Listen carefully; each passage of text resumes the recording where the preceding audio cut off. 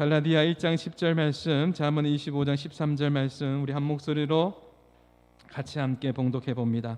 갈라디아서 1장 10절 말씀,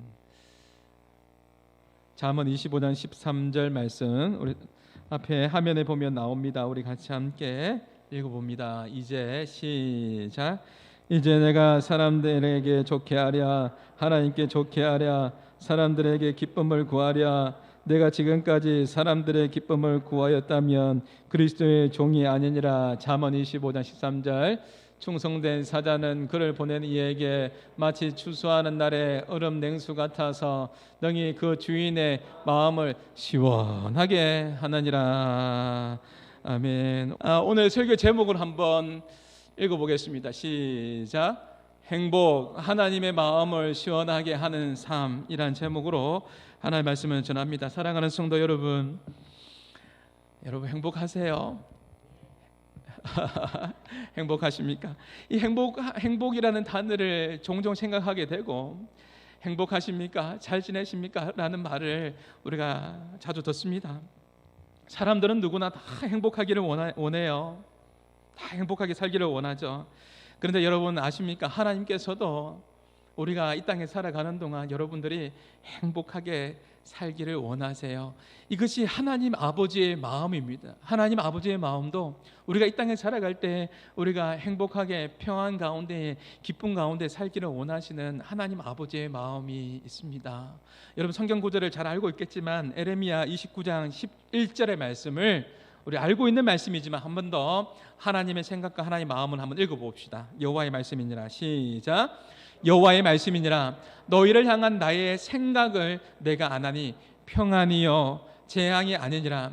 너희에게 미래와 희망을 주는 것이니라. 이것이 하나님 아버지의 마음입니다. 하나님의 생각이 뭐냐면 우리 가운데 평안을 주시고 우리 가운데 희망을 주시고 소망을 주시기를 원하시고요. 또 요한복음 10장 10절 말씀 우리 암송하는 말씀이죠. 같이 한번 읽어봅니다. 시작. 도둑이 오는 것은 도둑질하고 죽이고 멸망하는 것뿐이요 내가 온 것은 양으로 생명을 얻게 하고 더 풍성히 얻게 하려 하는 것이라. 여기서 도둑은 사탄입니다. 사탄은 우리를 죽이려고 하고 멸망시키려고 하고 우리를 넘어뜨리려고 합니다. 그런데 내가 온 것은, 예수님께서 이 땅에 오신 것은 우리 가운데 생명을 주시고 더 풍성한 은혜의 삶을 살도록 주님께서 오셨다라는 것이죠. 하나님 아버지의 마음이 그렇습니다. 우리가 풍성히 누리면서 행복하게 살기를 원하시는 하나님의 마음, 여러분 아십니까? 제가 지난 수요 예배 때도 잠시 이야기했지만 세상 사람들이 세상적인 가치관 속에서 살아가기 때문에 행복하지 않는 거예요. 내가 행복하지 않는 것은 불행한 그 요소들을 끊어내야 되거든요. 불행한 그 요소들을 끊어내지 못하고 여전히 그것을 붙들고 살기 때문에 내가 행복하지 않는 것입니다. 세상의 욕망을 쫓아서 살기 때문에 그래요. 물질의 욕망을 쫓아서 또 물질과 또 물질을 향해서 또 쫓아가는 것이죠. 또 명예의 욕망을 쫓아서 더 높은 곳으로 더 높은 곳으로 그것을 추구하면서 살아가는 거예요. 더 높은 곳으로 추구하면서 세상의 명예를 따라서 살아가는데 그러다 보니까 하나님을 저버리고 하나님을 잃어버리는 그런 상황이 놓여지게 되는 것이죠. 그러면서 또 이성의 욕망으로 엄란한 것으로 쫓아서 살아갑니다. 세상의 욕망을 추구하다 보니까 결국은 삶에 만족함이 없는 것이죠. 가스펠 찬양처럼 사람을 보며 세상을 볼 때 만족함이 없었네. 나의 하나님 그분을 볼 때, 하나님을 볼 때 진정한 만족함이 우리 가운데 주어지는 줄 믿습니다. 세상의 정욕을 바라보며 욕심을 바라보면 만족함이 없습니다. 계속 그것을 추구하다 보면, 여기에 매달리다 보면 스스로 그 올무에 갇히게 되고 자유함을 누리지 못하게 됩니다. 욕망을 쫓던 삶은요, 이것이 잘못되면요 물질의 노예가 되고 명예의 노예가 되고 오히려 도리어 자유할 줄 알았는데 이것을 추구하면서 욕망을 향해서 달려가면 물질의 노예, 명예의 노예, 또 이성의 음란의 노예에 깊은 수렁에 빠지게 되는 것이죠. 우리의 주변에도 보면 이런 사람들이 많이 있습니다. 제 주변에도 그런 사람이 있습니다. 물질을 쫓아서 또 추구하고 또 추구하고, 사람들이 아니라고 해도, 더 이상 가면 안 된다고 해도, 이것은 아닌 것 같다라고, 정의롭지 않다라고 이야기해도 눈이 가려워서 또 투기하고 또 나갑니다. 결국은 또 사기를 당해서 결국은 또 소송을 당하고 또 급기야 이 문제 때문에 급잡을 수 없는 그 문제 때문에 정신적인 고통과 아픔을 당하기도 하고 또 이 모든 상황을 또 사단이 이용을 합니다. 이용을 해서 장난질하고 온 가정이 믿음이 흔들리고 파탄에 이르기는 정욕을 따라서 욕심을 따라서 나갔더니 어려움에 빠지는 경우가 있습니다. 사단은 욕망을 통해서 장난을 칩니다. 그래서 가슴 아파하며 가슴 치게 만드는 그런 일을 만들게 하는 것이죠. 세상에 욕심은 욕망은 끝이 없습니다. 만족함이 없습니다. 그래서 이것을 성경에서 뭐라고 이야기하냐면 터진 웅덩이다라고 그렇게 말씀하세요. 에레미야 2장 13절 말씀 우리 같이 한번 읽어보겠습니다. 에레미야 2장 13절 말씀 시작. 내 백성이 두 가지 악을 행하였나니 곧 그들이 생수에 거는데는 나를 버린 것과 스스로 웅덩이를 판 것인데 그것은 그 물을 가두지 못할 터진 웅덩이들이라. 그러니 만족함이 없는 거예요. 터진 웅덩이인데 물을 붓고 또 부어도 터진 웅덩이라서 다 빠져나가는 겁니다. 왜 그렇죠? 나 여호와를 버린 것과 스스로 웅덩이를 판 것은 여러분 깊은 연관이 있는 것입니다. 여호와 하나님을 버리니까요. 터진 웅덩이에 여호와 하나님을 바라보지 않고 하나님께 소망을 두지 않고 부어도 여러분 다 빠져나가는 것입니다. 세상은 점점점 더 잘 살고 있습니다. 우리는 편리한 세상 속에 살아가고 있습니다. 정말 편리한 세상 속에 살아가고 있죠. 그런데 평안하지가 않습니다. 50년 전과 비교해봐도 정말 우리나라는 하나님의 은혜 가운데 축복 가운데 너무나 잘 사는 나라가 되었습니다. 그런데 점점 더 정신병으로 정신과 치료받는 사람들은 점점 더 그 수가 늘어나가고 있습니다. 만족함이 없습니다. 생수에 거는 대신에 하나님을 잊어버리고 하나님을 찾지 못하고 세상의 욕망을 쫓아서 살아가기 때문에 그렇습니다. 만몬의 신의 거짓된 사단의 영향으로 소유의 가치에 물질의 행복이 있다라고 해서 더욱더 그것을 추구하며 사람들은 살아갑니다. 우리가 무엇으로 행복하나라는 책에 보면 좀 충격적인 이야기가 나옵니다. 남자보다도 여자보다도 남자가 그리고 카톨릭보다도 개신교가 그리고 가난한 사람보다 부자들이 더 행복하지 못하고 통계적으로 더 많은 사람들이 자살하더라라는 통계가 있습니다. 부자들이 더 행복한 것 같은데 행복하지 않대요. 여러분 충격적이지 않습니까? 카톨릭보다 어떻게 개신교가 더 자살률이 높고 여성보다 남성이 더 높답니다. 진정한 행복이 하나님 안에 있음을 깨닫지 못하는 것 같습니다. 행복은 소유의 가치에 있는 게 아니라 존재의 가치에 있는 겁니다. 아주 유명한 책 가운데 소유냐 존재냐 에릭 프롬이라는 사람이 쓴 책 가운데 심리학자입니다. 소유냐 존재냐라는 책에 보면 인간의 두 가지 유형의 사람을 소개하고 있는데 이 앞에 나와 있는 것처럼 두 가지 유형의 사람이 있는데 저와 여러분은 어디에 속한 사람인지 한번 생각해 보십시오. 소유형 인간이라는 것은 뭐냐면 삶의 의미와 목적을 소유해 갖는 것입니다. 더 많은 것을 가지고 더 소유하면 행복할 것이라고 사람들은 생각을 하는 것이죠. 소유형 인간이 있고 또 존재형 인간이 있는데 존재형 인간은 삶의 의미와 목적을 내 스스로에게 존재의 가치에 두는 것입니다. 진정한 만족을 어디에 두느냐에 따라서 소유형 인간이냐 존재형 인간이냐 이렇게 구분합니다. 무슨 말인지 잘 모르시겠죠?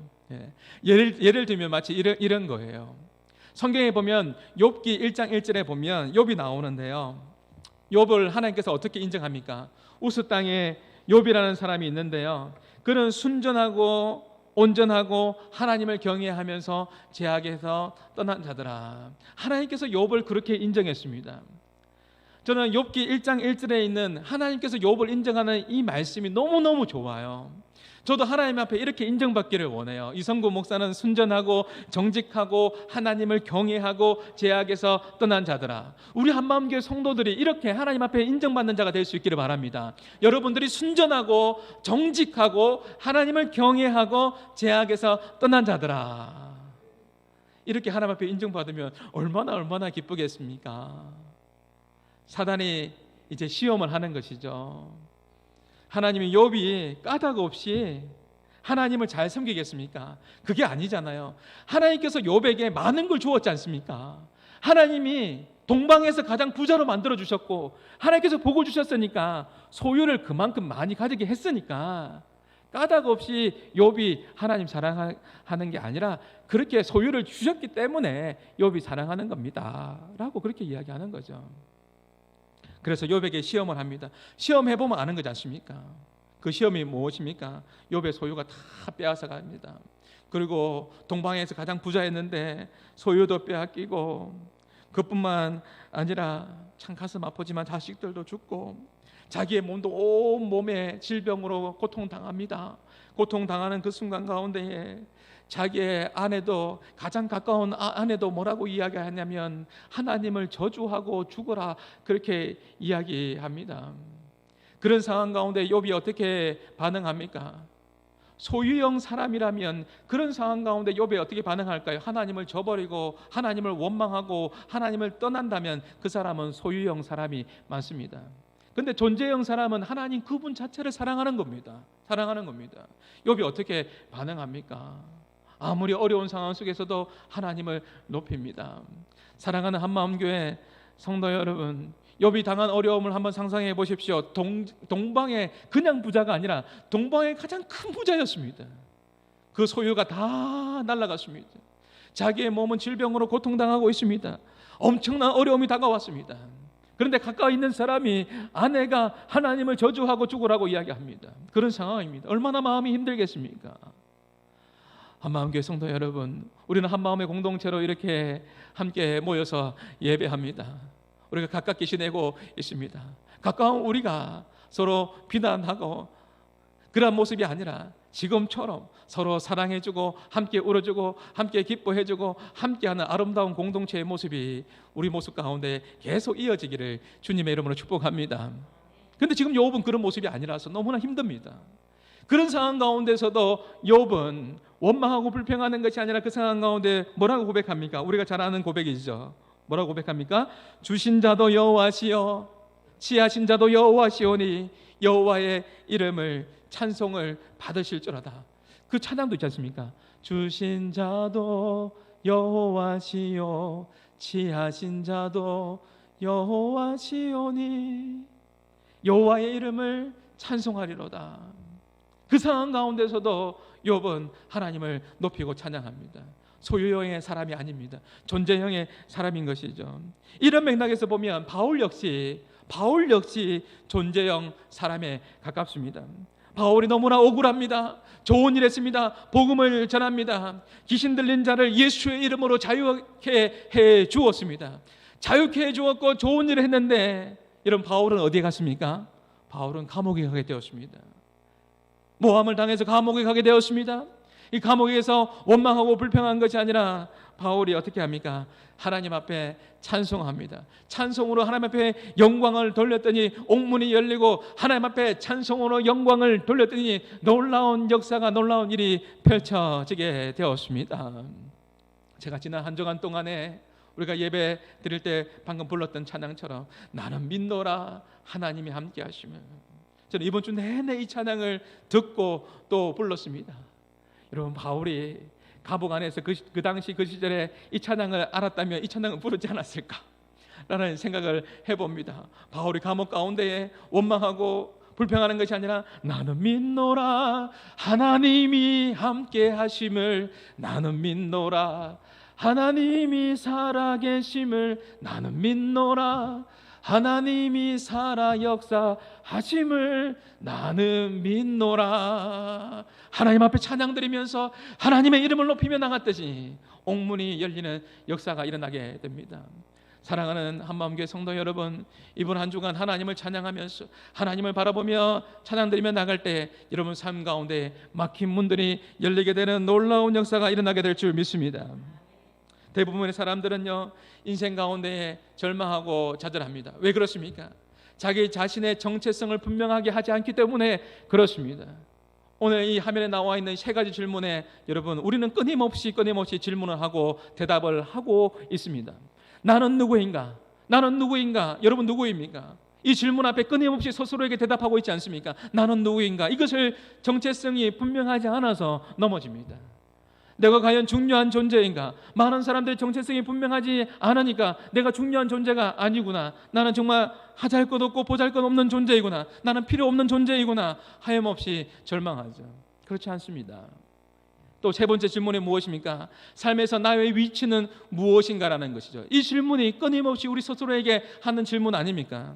1번이 풀리지 않으면 그 다음이 풀리지가 않습니다. 나는 누구인가? 나는 누구입니까? 나는 하나님의 자녀입니다. 영접하는 자, 곧 그 이름을 믿는 자에게는 하나님의 자녀가 되는 권세를 주셨으니 우리가 하나님의 자녀인 것을, 이 정체성을 분명히 할 수 있기를 바랍니다. 그러면 하나님께서 우리 가운데 말씀해 주십니다. 뭐라고요? 너는 존귀하고 소중한 존재다. 나의 사랑하는 아들이다, 사랑하는 딸이라고 말씀해 주십니다. 에베소 2장 10절 말씀처럼 너는 나의 아름다운 하나님의 글작품이다, 나의 작품이다라고, 너는 너무나 소중한 존재이다라고 주님께서 말씀해 주십니다. 그리고 나의 삶의 위치는 무엇입니까? 하나님의 자녀답게 내 삶의 삶 속에서 영향력을 미치며 하나님의 기쁨이 되며 하나님의 영광이 위해 살아가는 삶이 우리의 삶이 당연히 되는 것입니다. 이 질문 앞에서 나의 정체성이 무엇인지 잘 질문해 봐야 됩니다. 자신의 정체성과 자신의 위치와 존재에 대해서 아는 것이 너무나 중요한 것입니다. 여러분, 정상에서 만납시다, 지글러가 쓴 책을 많은 사람들이 읽어보았지 않습니까? 그 책 가운데 그런 내용이 나옵니다. 빅터라는 그 청년이 17년 동안 바보같이 전능아처럼 그렇게 살았습니다. 왜냐하면 그 책 내용 가운데에 15살 때에 빅터가 선생님으로부터 어떤 이야기를 듣게 됩니까? 너는 전능하고 너는 소망이 없고 너는 공부를 해도 소용이 없다라는 말을 듣게 됩니다. 어떻게 선생님이 빅터라는 그 청소년에게 그런 이야기를 할 수 있습니까? 어쨌든 그 책의 내용에 보면 너는 전능하고 너는 공부해도 소용이 없다라고 그렇게 이야기합니다. 그날부터 빅터는 자기 자신을 정의하기를, 나는 전능하고 나는 공부도 못하고 나는 아무것도 할 수 없는 존재라고 그렇게 자기 스스로 그렇게 판단해 버리는 겁니다. 그렇게 살아가는 거예요. 그렇게 17년 동안 살았습니다. 그렇게 17년 동안 살다가 우연하게 IQ 테스트를 했는데, IQ 검사를 했는데 그 결과가 얼마가 나왔냐면 173이 나왔습니다. 여러분의 표정을 보니까 여러분의 IQ가 굉장히 높은 것 같습니다. 173이 나왔던 것이죠. 그때부터 자기 자신을 전능하로 정의하는 것이 아니라 내가 천재구나. 사람들이 자기에게 천재라고 이야기합니다. 그때부터 천재로서 살아가기 시작합니다. 17년 동안 전능하로 그렇게 바보처럼 나는 아무것도 할 수 없는 존재라고 그렇게 정의해버리고 살았다. 이제는 천재로서 살아갑니다. 그때부터 책을 쓰기 시작합니다. 책을 쓰기 시작하고 나중에는 이제 나는 천재니까 사업을 구상합니다. 사업을 구상하여서 아주 멋진 사업가가 됩니다. 그리고 그는 아주 IQ가 높은 사람만 가입할 수 있다는 멘사클럽의 회장도 역임하게 됩니다. 참고로 저의 IQ는 얼마일까요? 비밀입니다. 여러분, 너무나 재미있지 않습니까? 빅터가 자신을 정의할 때 전능하로 공부 못하는 사람으로 그렇게 정의했을 때는 공부를 하지 않습니다. 나는 그런 존재구나, 나는 해도 안 되는 존재구나, 그렇게 무기력하게 살았는데, 17년은 그렇게 살았는데 나는 천재인구나, 이것을 바라보고 이것을 깨닫게 되면서 점점 다른 삶을 살게 되더라는 것입니다. 여러분, 정체성은 철저하게 자신의 삶의 태도를 결정합니다. 내가 누구인가를 깨닫게 되면 내가 어떻게 살 것인가가 결정되게 되는 것입니다. 오늘 본문에도 보면 사도 바울이 뭐라고 이야기합니까? 갈라디아서 1장 10절 말씀에 보면 내가 지금까지 사람의 기쁨을 구하는 것이었다면 그리스도의 종이 아니다라고 합니다. 바울이 지금 강조하는 게 뭐냐면 예수 그리스도는 나의 주님이시고 나는 예수 그리스도의 종입니다 라고 그렇게 고백하고 있습니다. 바울은 예수님이 주인이시고 나는 주님의 종입니다라고 종된 것을 자랑하고 있습니다. 사랑하는 한마음교회 성도 여러분, 지난 한 주간 동안 여러분의 삶 가운데 무엇을 자랑하고 사셨습니까? 어떤 것을 자랑하고 사셨습니까? 무엇을 자랑하셨습니까? 주 예수보다도 귀한 것 없네, 주 예수보다도 귀한 것 없네, 예수님을 자랑하며 하나님을 자랑하며 사셨습니까? 저와 여러분이 주님을 자랑하고 예수님을 자랑하고 하나님을 자랑하며 살아가는 삶이 될 수 있기를 주님의 이름으로 축복합니다. 부흥하는 교회와 성장하는 교회의 공통점이 있습니다. 특징이 뭐라고요? 교회를 자랑하고 하나님을 자랑하고 목사님을 자랑하고 성도를 많이 서로 자랑합니다. 지난 한 해를 돌아볼 때 여러분의 입술 가운데 감사가 넘쳐나고 교회를 자랑하고 또 서로를 자랑하면서 하나님을 높이며 그렇게 사셨죠. 하나님께서 다 들으시고 우리 삶 가운데에 역사해 주신 줄 믿습니다. 올해 하나님 앞에 제가 기도하는데 그런 마음을 하나님께서 주셨어요. 여러분 잘 들어보십시오. 우리가 교회를 자랑하고 하나님을 자랑하고 또 성도들을 서로 자랑하고 우리 한마음교회가 얼마나 좋습니까? 저는 어디 가나 장로님 자랑하고 권사님 자랑하고 집사님 자랑하고 여러분도 자랑합니다. 그것이 사실이니까요.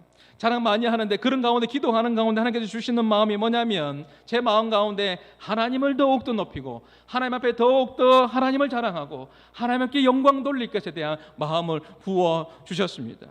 여러분의 입술 가운데에 여러분 삶 가운데에 더욱더 하나님을 높이고 하나님께 영광 돌리고 이 모든 것을 하나님께서 하셨습니다라고 그렇게 고백하고 인정하는 삶이 저의 삶이 되고 여러분의 삶이 될 수 있기를 주님의 이름으로 축복합니다. 바울은요 하나님을 높였습니다. 예수님은 주님이라고 고백했습니다. 그리고 자기 자신은 나는 종이다라고 이야기했습니다. 여러분 종에 대한 개념을 알지 않습니까? 헬라어로 둘로스입니다. 종은 아무 의지도 없고요. 그 당시에 종의 개념은 주인에게 온전히 복종해야만 하는 존재입니다. 예수님이 나의 주십니다. 예수는 주, 예수님이 나의 주인이십니다. 예수님이 나의 왕이십니다라고 고백합니다. 그리고 나는 철저하게 그리스도의 종입니다라고 바울이 고백하고 있는 것이죠. 그 당시에 여러분 황제만 주라는 것은 헬라어로 몰라도 되지만 큐리오스입니다. 황제에게 통칭해서 주라고 불렀습니다. 근데 바울이 뭐라고 이야기하고 있는 거예요? 예수님이 주님이십니다 라는 것은 황제 모독죄에 해당됩니다. 그렇기 때문에 순교의 빌미가 됩니다. 예수님을 주님이라고 말할 수 없습니다. 그런데 바울은 예수님을 주라고 이야기합니다. 황제 모독죄에 해당됩니다. 예수님이 주님입니다. 저는 철저하게 주님의 종입니다라고 그렇게 고백하고 있는 것이죠. 이것이 순교의 빌미가 되었습니다. 사도 요한의 제자였던 폴리캅을 잘 알고 있습니다. 서머나 교회 감독이었죠. 많은 사람들이 이 폴리캅을 186년에 화형을 당해서 순교를 당하는데요, 많은 사람들이 폴리캅을 존경했습니다. 존경하면서 많은 사람들이 말렸습니다. 한 번만 예수님을 부인하고 한 번만 예수님이 주님이 아니라 황제를 주라고 한 번만 고백하면 폴리캅 선생님, 당신이 살 수 있습니다. 우리는 당신이 살기를 원합니다 라고 그렇게 이야기할 때, 그렇게 많은 사람들이 그렇게 폴리캅 선생님을 존경하면서 서머나 교회의 감독이었던 폴리캅에게 그렇게 이야기할 때 폴리캅은 이렇게 이야기합니다. 잘 들어보십시오. 이렇게 이야기합니다. 내 평생 동안 주님께서 나를 단 한 번도 부인한 적이 없는데, 내 평생 동안 주님께서 나를 단 한 번도 부인한 적이 없는데 내가 어찌하여 주님을 부인할 수 있단 말입니까? 내가 어찌하여 주님을 부인할 수 있습니까? 라고 기쁜 마음으로 거부하며 화형장으로 나갑니다. 그러면서 외칩니다.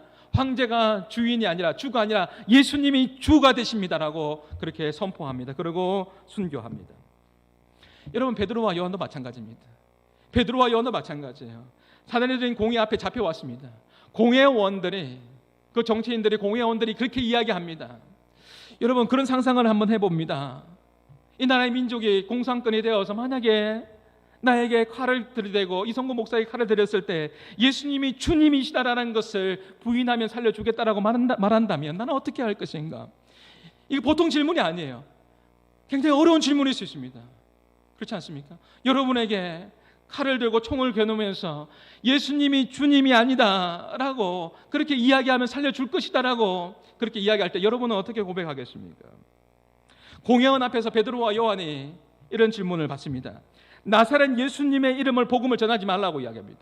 예수가 그리스도고 예수가 구주고 예수가 복음이고 예수가 구원자라는 것을 말하지 말아라, 말하지 말라고 이야기합니다. 잡혀왔습니다. 공회원들 앞에 잡혀온 겁니다. 잡혀왔습니다. 예수님이 구원자라는 것을 말하지 말라는 것입니다. 그때 베드로와 요한이 뭐라고 이야기합니까? 사도행전 4장 19절 말씀에 보면 이렇게 고백합니다. 이 고백이 우리 모두의 고백이 되었으면 좋겠고 나의 고백이요 여러분의 고백이 되었으면 좋겠습니다. 같이 한번 읽어봅니다. 시작. 베드로와 요한이 대답하여 이르되 하나님 앞에서 너의 말을 듣는 것이 하나님의 말씀을 듣는 것보다 옳은가 판단하라. 우리는 보고 들은 것을 말하지 아니할 수 없다 하니. 나사렛 예수님의 이름을 복음을 전하지 말랍니다. 그 하지 말라는 그 앞에서 뭐라고 이야기하냐면 우리가 보고 들은 것을 말하지 아니할 수 없다라고 그렇게 이야기합니다. 예수님이 구원자시고 예수님이 주님이시다라는 것을 말해야 되겠다. 이것이 진리이기 때문에 말해야 되겠다라고 그렇게 이야기하고 있는 것이죠. 사랑하는 한마음교회 성도 여러분, 하나님의 큰 사랑이, 하나님의 은혜가 여러분 가운데 충만하게 임하기를 주님의 이름으로 축복합니다. 말하지 않고는 견딜 수가 없는 하나님의 놀라운 역사가 2022년도에 여러분 가운데, 가정 가운데, 자녀들 가운데에, 우리 교회 가운데에 풍성하게 임하기를 주님의 이름으로 축복합니다. 여호와를 힘써 알자라는 거잖아요. 여호와를 힘써 알아가면서 하나님을 바라보며 나갈 때 여러분 가운데 하나님께서 간증을 허락해 주실 겁니다. 말하지 않고는 견딜 수 없는 하나님의 그 역사 앞에, 말할 수 아니하고는 견딜 수 없는 그 하나님의 그 놀라운 역사가 간증이 여러분 가운데 펼쳐지게 될 것입니다. 그래서 오늘 주보에 보면 간증 이렇게 모집합니다, 공모합니다, 이렇게 되어 있습니다. 하나님께 살아계신 그 역사들을 같이 함께 나누면서 은혜를 나누기를 원하는 것이죠. 사도 바울이 뭐라고 고백합니까? 자신의 삶의 목표가 뭐라고 이야기하냐면 사나 죽으나 나는 하나님의 것입니다. 나는 하나님의 종입니다. 예수님이 나의 주인이 되십니다. 라고 그렇게 고백합니다. 아생교회사 아사교회생이라는 말이 있습니다. 여러분 그 뜻을 아시죠? 내 자아가 십자가 앞에서 아생교회사 내가 살면 교회가 죽어요. 아사교회생 내가 죽으면 교회가 삽니다. 내가 날마다 죽노라. 내가 십자가 앞에 내가 죽으면 교회가 살게 되고 하나님의 영광이 나타나게 되는 것입니다. 내가 살고 내 자아가 살면 또 원망하고 불평하면 결국은 교회가 힘을 잃게 되는 것입니다. 십자가 앞에서 나의 자아가 죽으면 복음이 증거되어지고 교회가 더욱더 힘있게, 영향이 있게, 힘있게 나아갈 수 있게 되는 것입니다. 사랑하는 성도 여러분, 십자가 앞에서 날마다 죽노라, 이 사도 바울의 이 고백이 저의 고백이 되고 여러분의 고백이 될 수 있기를 주님의 이름으로 축복합니다. 이러한 삶을 살아갈 때에, 우리가 세상 속에서 날마다 죽노라 이러한 삶을 고백하면서 살아갈 때에 하나님의 기쁨이 되고 하나님의 영광이 되고 하나님께서 우리의 삶을 통해서 귀하게 우리의 삶을 사용하여 주실 줄 믿습니다. 오늘 말씀에 맺겠습니다. 오늘 설교의 제목이 뭐냐면 행복. 우리가 하나님 안에 있을 때 행복한 것이죠. 하나님의 마음을 시원하게 하는 삶이라는 제목입니다. 잠언 25장 13절 말씀처럼 저와 여러분이 이번 한 주간 살아가면서 우리의 고민이 이런 거룩한 고민이 되었으면 좋겠습니다. 어떻게 하면 하나님의 마음을 시원하게 할까? 어떻게 하면 하나님의 기쁨이 될까? 어떻게 하면 하나님께 영광을 돌릴까? 이 거룩한 고민이 저의 고민이 되고 여러분의 고민이 될 수 있기를 주님의 이름으로 축복합니다. 바울은 예수님을 주인으로 삼았습니다. 예수님이 주인이십니다. 저는 종입니다라고 그렇게 고백하는 것이죠. 우리 잠언 25장 13절의 말씀 우리 한번 읽어봅니다. 충성된 사자는 시작. 충성된 사자는 그를 보낸 이에게 마치 추수하는 날에 얼음 냉수 같아서 능히 그 주인의 마음을 시원하게 하느니라.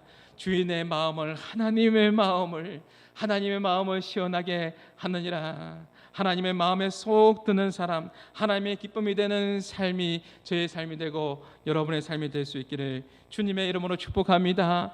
이런 삶을 살아갈 때 이것이 결국은 행복한 삶이 되는 것입니다. 이번 한 주간 여러분 어떻게 사시겠습니까? 이 당시에 바울의 1차 전도 여행을 마치고 난 이후에 전도 여행을 마치고 난 이후에 안디옥에 돌아와 보니까 들려오는 소식이 어떤 소식이 들려왔냐면 다른 복음, 가짜 복음을 통해서 많은 사람들이 가짜 복음 때문에 많은 사람들이 고통당하고 있다는 소식을 듣게 됩니다. 그래서 사도 바울이 고백하는 거예요. 가슴 아파하면서 고백하는 거예요. 내가 사람을 좋게 하랴 하나님을 좋게 하랴 사람의 기쁨을 구하는 것이면 그리스도의 종이 아니다라고 고백하고 있는 것입니다. 진짜 복음은 하나님의 기쁨이 되지만 거짓 가르침은 사람들을 생각하고 사람의 기쁨이 된다라고 이야기하면서 사도 바울이 외치고 있는 겁니다. 내가 사람을 좋게 하랴 하나님을 좋게 하랴 사람의 기쁨을 구하는 것이면 그리스도의 종이 아니다. 나는 하나님의 기쁨이 되겠다라고 고백하는 것입니다. 그러면서 사도 바울이 외치는 것이죠. 예수님이 주인이 되십니다. 예수님이 구원자가 되십니다. 나는 그리스도의 종입니다. 나는 그리스도의 종입니다. 철저하게 주님을 바라보며 나가는 것입니다. 이번 한 주간도 우리 모두가 부름받은 하나님의 자녀로서 우리의 정체성을 분명하게 하십시오. 우리 모두가 하나님의 자녀 맞습니까? 하나님의 자녀라는 것을 꼭 기억하시면서 이 추수의 날에 마지막 시대의 마지막 주자로 살아가는 우리 가운데에 얼음 냉수같이 오늘 이 말씀처럼 하나님의 마음을 시원케 하는 믿음의 종들이 다 될 수 있기를 주님의 이름으로 축복합니다. 그래서 하나님도 행복하시고 우리의 삶을 통해서 하나님도 행복하시고 나 역시 하나님으로부터 오는 평강과 기쁨과 행복을 누리면서 하나님 주시는 그 은혜를 누리면서 행복한 삶을 살아가는 삶이 저의 삶이 되고 여러분의 삶이 될 수 있기를 주님의 이름으로 축복합니다. 우리 말씀을 기억하면서 오늘 이 찬양으로 하나님께 영광 돌립니다. 나 주님의 기쁨 되기 원합니다. 내 마음을 새롭게 하여 주옵소서. 새 부대가 되게 하여 주사 주님의 빛 비추게 하여 주옵소서. 우리 가사를 기억하시면서 찬양 드리며 나갑니다.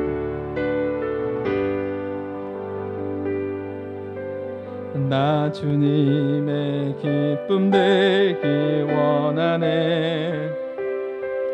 내 마음을 새롭게 하소서. 새 부대가 되게 하여 주사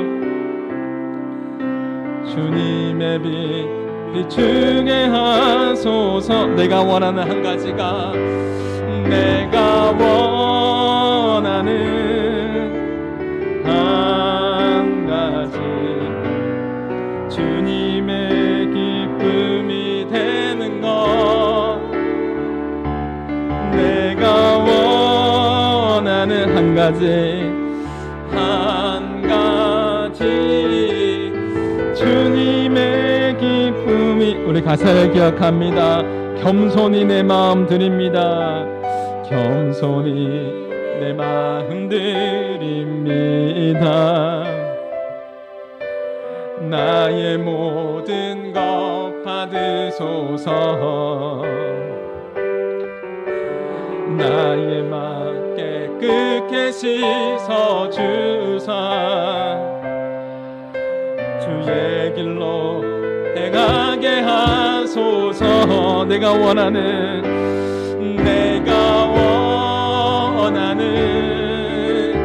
한 가지 주님의 기쁨이 되는 것. 내가 원하는 한 가지 주님의 기쁨이. 우리 가사를 기억하며 2절 한번 더 해봅시다. 겸손히 내 마음 드립니다. 겸손히 내 마음 드니 나의 모든 것을 받으소서. 나의 모든 것 받으소. 나의 마음을 깨끗게 하여 주사 나의 마음 깨끗게 씻어 주사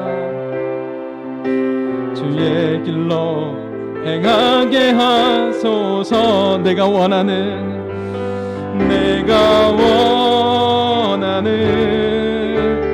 한 가지 주님의 기쁨이 되는 것. 내가 원하는 한 가지 주님의 기쁨이 마지막으로 내가 원하는 한 가지가 주님의 기쁨이 되는 것입니다. 한 가지 주님의 기쁨이 되는 것, 내가 원하는 한 가지가 내가 원하는 한 가지 주님의 기쁨이 되는 것. 우리 말씀을 기억하시면서 우리 같이 함께 기도합니다. 하나님 기쁨 되기 원합니다. 여러분, 하나님의 자녀라는 이 정체성을 분명히 하십시오. 나는 하나님의 자녀입니다. 세상 속에서, 바벨론 같은 세상 속에서, 또 골리앗처럼 두려움이 몰려오는 세상 속에 있다 할지라도 내가 하나님의 자녀라는 것을 기억하면서 믿음 안에서 나가십시오. 예수의 이름을 외치면서 나가십시오. 그렇게 할 때에 승리가 우리 삶 가운데에 주어지게 될 줄 믿습니다. 이번 한 주간에 하나님의 자녀로서 하나님 마음에 쏙 드는 삶을 살게 하여 주시고 하나님의 기쁨이 되는 삶을 살게 하여 주옵소서. 하나님께서 주시는 그 은혜 가운데 평강을 누리고 행복한 삶으로 하나님 인도하여 주시옵소서라고 우리 말씀을 기억하시면서 찬양의 가사를 기억하며 우리 같이 함께 하나님 인도함 받으시면서 잠시 기도하며 나가시겠습니다. 기도하겠습니다. 하나님 아버지 감사합니다. 하나님 아버지, 하나님 주님의 기쁨 되기 원합니다. 하나님 우리의 마음을 새롭게 하여 주시옵소서. 하나님 아버지, 하나님 마음을 시원하게 하는, 하나님 마음에 쏙 드는 믿음의 사람들이 되게 하여 주시옵소서. 아버지, 하나님 이 시대에 하나님 말씀 붙잡게 하여 주시고 하나님 의지하며 나가게 하여 주시고 성령 하나님 아버지 하나님 주여, 하나님 아버지 하나님 믿음에 주여 온전케 하시니 예수 그리스도를 바라보자 주님을 바라보며 나가게 하여 주시옵소서. 어떤 어려움 속에서도 절망하지 않게 하시고 낙심하지 않게 하여 주시고 하나님 아버지 예수의 이름으로 하나님 아버지 하나님 힘을 얻게 하여 주시고 하나님 새롭게 하여 주시옵소서. 하나님 아버지 하나님 주여 생명 되시는 예수 그리스도 주님 붙들며 나갈 수 있도록 인도하여 주시옵소서. 진정한 행복이 주님 안에 있음을 기억하고 주님께 달려가게 하여 주시고 하나님 주시는 기쁨으로 하나님 아버지 하나님 감사함으로 행복을 누리게 하여 주시고 입술에 원망과 불평이 사라지게 하여 주시고 감사와 찬양이 넘쳐나는 복된 한 주간이 되게 하여 주시옵소서. 우리 가운데 하나님 아버지 하나님 믿음을 다하여 주옵소서. 주여 힘을 다하여 주옵소서. 믿습니다. 하나님 살아계심을 믿습니다. 하나님 역사하심을 믿습니다. 하나님 아버지 하나님 하나님 계획하심을 하나님 도와주시고 하나님 함께하여 주시옵소서. 하나님의 기쁨이 되는 삶으로 나갈 수 있도록 오 주님 아버지 인도하여 주옵소서. 오 하나님 함께하여 주시옵소서. 이렇게 인도하시는 하나님 찬양합니다. 감사합니다.